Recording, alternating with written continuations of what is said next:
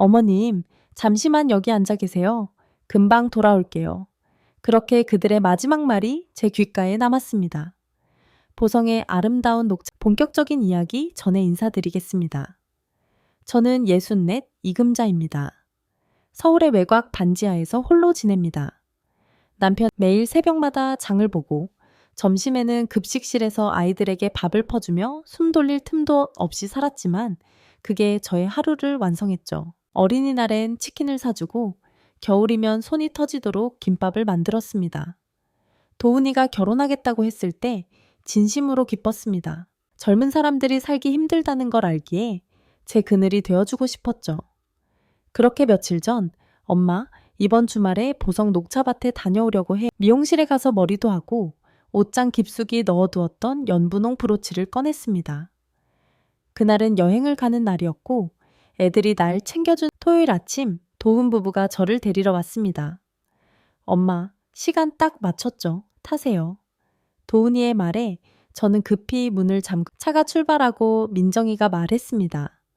오늘 날씨 정말 좋네요. 어머님, 기분 좋으시죠? 이렇게 좋은 날, 보성에 도착한 건 오전 11시쯤이었습니다.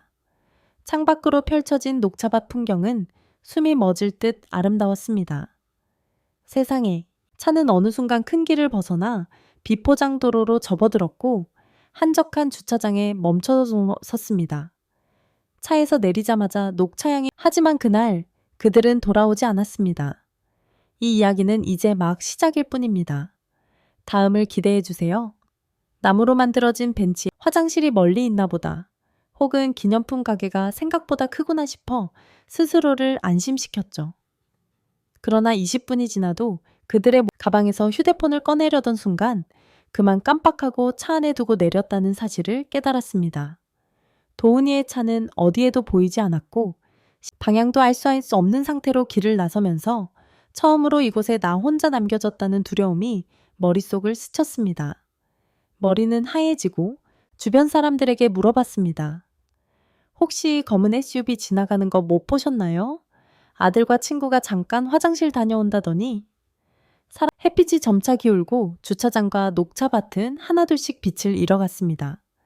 관광객들이 떠나고 언덕에는 바람소리와 벌레 우는 소리만이 해가 지자 금방 어두워졌고 산속의 밤은 생각보다 빨리 그리고 무섭게 찾아왔습니다. 주차장은 가로등 하나 없이 깜깜했고 정말 나를 두고 간 걸까? 아무 일도 아닌 척 집에 돌아가 TV 보고 밥 먹고 평소처럼 시간을 보내고 있는 걸까? 그 생각이 드는 순간 새벽이 서서히 밝아오고 먼 언덕 너머로 등산객 몇 명이 나타났습니다. 그중 한 남자가 저를 발견하고 달려왔습니다. 어르신, 제가 정신을 차렸을 때는 병원 침대에 누워 있었습니다. 희미한 창문 너머로 따사로운 햇살이 스며들고 있었죠. 어르신, 괜찮으세요? 그렇게 내팽개쳤다는 사실이 가슴을 무겁게 짓눌러 넣었습니다. 그날 밤 병실 천장을 보며 저는 아들을 떠나보낼 준비를 해야 한다는 지친 몸을 이끌고 집에 도착했을 때 문 앞에서 한숨을 내쉬며 생각했습니다. 이제 나 혼자서 해야 해. 도훈이도 민정이도 더 이상 그리고 그보다 더 불안한 일이 일어났습니다. 마트에서 카드를 내밀었는데 결제가 되지 않는다는 말을 들었습니다. 놀라움에 휴대폰을 꺼내 통장 앱을 확인하려 했지만 로그인 비밀번호가 바뀌어 있었습니다. 3번의 시도 끝에 계정이 잠겼습니다. 급히 은행에 전화를 걸었습니다. 제 이름은 이금자입니다. 며칠 전에 휴대폰을 잃어버렸는데 비밀번호가 바뀐 것 같아요. 몇 달 전 민정이가 가져온 서류들이 떠올랐습니다. 어머님, 보험 갱신서예요. 그냥 여기에 도장만 찍어주세요. 제가 다 확인했어요. 서랍장을 뒤져보니 도장과 신분증 사본, 주민등록 등본 모두 복사해 간 적은 있었지만 원본은 그대로였습니다. 그게 문제가 그때 문득 한 얼굴이 떠올랐습니다. 초등학교 급식실에서 일하던 시절 아침 일찍 와서 도시락 반찬을 도와주던 조용하지만 20년 전 기억 속에만 있던 그 이름을 다시 검색창에 입력했습니다. 이하늘 변호사. 검색창에 이름을 입력하고 로펌 사이트에 네, 이하늘 법률사무소입니다. 떨리는 목소리로 말했습니다. 혹시 하늘 변호사님 계신가요? 이금자라고 합니다. 예전에 신성 이틀 뒤 하늘이는 직접 제 반지하 집으로 찾아왔습니다. 말쑥한 정장 차림에 예전보다 훨씬 의젓한 눈빛이었지만 미소는 어느 조용한 저녁 저는 깊은 한숨과 함께 모든 이야기를 꺼내놓았습니다. 보성에서 벌어졌던 그날, 통장과 진명의 문제. 이건 단순한 가족 문제가 아니에요. 위조와 명의도용, 재산 편취. 모든 증거가 모이면 형사처벌도 가능해요. 하늘이는 조용히 말을 이었습니다. 지금은 가해자와 피해자의 문제예요. 아주머니가 찾지 않으면 그들은 계속 다음 피해자를 하늘아 어떻게 해야 할까?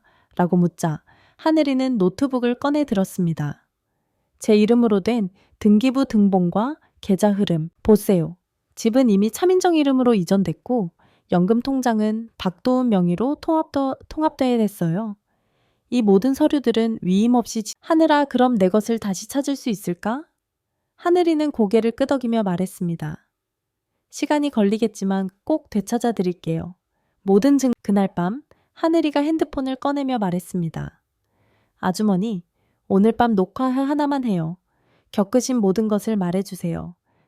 저는 식탁에 앉아 천천히 핸드폰을 바라보았습니다. 그리고 조심스럽게 말하기 시작했습니다. 제 이름은 이금자입니다. 63. 며칠 뒤 하늘이는 제 이야기를 유튜브에 올렸습니다. 단독, 어머니를 보성 녹차밭에 버린 추악한 아들과 며느리. 처음에 민정이라는 사람의 얼굴을 공개해야 한다는 요구가 쏟아졌고 사건은 SNS와 뉴스에 빠르게 퍼졌습니다. 그날 오후 그리고 어느 날 하늘이의 사무실로 한 통의 익명 등기 우편이 도착했습니다.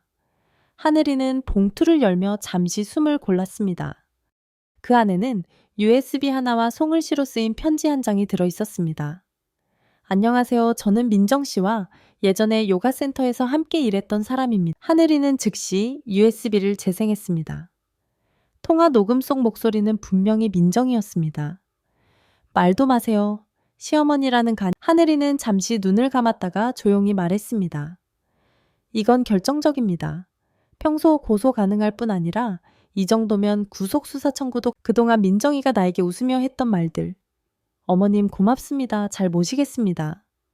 그 모든 게 다 철저한 계획이었다니 하늘이는 그날 아침 경찰이 도훈의 사무실과 민정의 집을 수색했다는 뉴스가 전파를 탔습니다. 그들의 사기. 행각이 드러났고 인터뷰 요청이 쇄도했지만 저는 카메라 앞에 서지 않았습니다. 제 이야기는 오직 하나의 영상으로 충분했으니까요. 몇 달이 흘렀습니다. 도훈은 직장에서 쫓겨났고 민정은 요가 강사 자격을 박탈당했다는 소식이 들려왔습니다.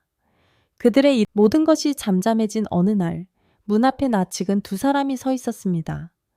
민정은 머리가 흐트러진 채 창백한 얼굴로 도훈은 말라버린 정말 미안해요. 제가 어리석었어요.